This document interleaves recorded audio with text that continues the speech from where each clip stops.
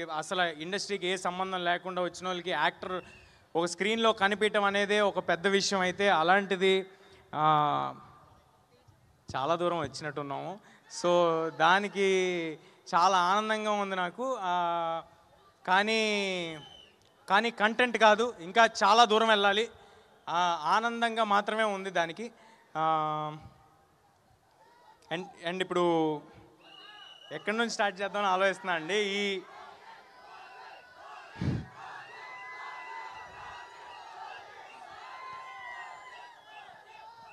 OG September 25 వెళ్దాం brother. First Mirai చూసి ఓజీకి వెళ్దాం. బ్లడ్ బాత్ ఉంటుంది థియేటర్స్లో.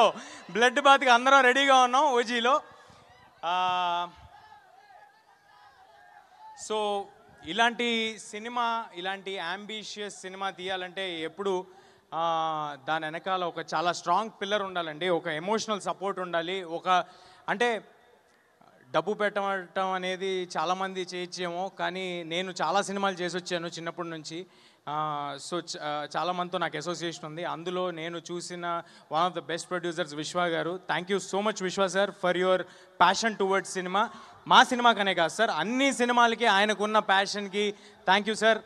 ఒక ఎమోషనల్ సపోర్ట్, ఒక స్ట్రాంగ్ పిల్లర్ లాగా. ఒక ఫోన్ చేస్తే ఎప్పుడు ఈయన మా కోసం, ఈ సినిమా కోసం ఒక మనిషి ఉన్నారు, నిలబడి ఉంటారు అనే ఒక ధైర్యం ఇచ్చినందుకు, ఆ ధైర్యం ఇస్తే చాలు సార్, మిగతా అన్నీ మీ దగ్గరున్న క్రూ చేసుకుంటూ వెళ్ళిపోతారు.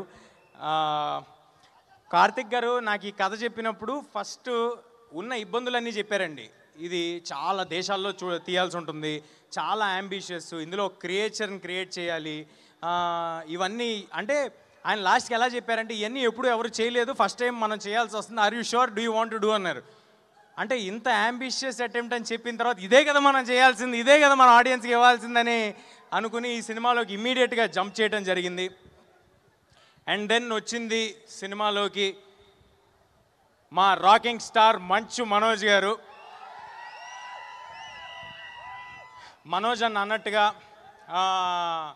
ఆయన హనుమాన్ చూసి, హనుమాన్ ట్రైలర్స్ నుంచి, టీజర్స్ నుంచి ఎంతో సపోర్ట్ చేశారండి. అంటే ఆయనకి నాకు పెద్దగా అంతకుముందు పరిచయం ఏం లేదు. కేవలం కుర్రాళ్ళు వీళ్ళు కష్టపడి ముందుకు వస్తున్నారని, ఆయన ఎలాగైతే కష్టపడి సినిమాలు చేసుకుంటూ వచ్చారో అలాంటి కష్టం ఇంకొకరు పడుతున్నారని అది చూసి వాళ్ళని ఎంకరేజ్ చేద్దామని నాకు ఫోన్ చేయడం జరిగింది, నాతో మాట్లాడటం జరిగింది, అలా రిలేషన్ ఫామ్ అవడం జరిగింది. అలాంటి సందర్భంలో మనోజ్ సార్కి కొత్త రకమైన సినిమాల మీద, లేకపోతే వాటి మీద ఉన్న ఇంట్రెస్ట్, లేకపోతే he's ready to collaborate and do అని తెలియటం నాకు చాలా ఆనందం ఇచ్చింది. ఆ రోజు ఆయన అన్నట్టు మాట ఇచ్చారు, ఆ తర్వాత అలాగే ఈ సినిమా చేశారు. మనోజ్ సార్కు ఆయనకున్న ఎక్స్పీరియన్స్, ఆయనకున్న బాడీ ఆఫ్ వర్క్కి కేవలం ఈ సినిమాలో ఒకటే రీజన్కి హీ స్పాట్, బికాజ్ ఇది ఒక మంచి కథ, ఒక మంచి అంబిషియస్ అటెంప్ట్ కార్తిక్ చేయబోతున్నాడు.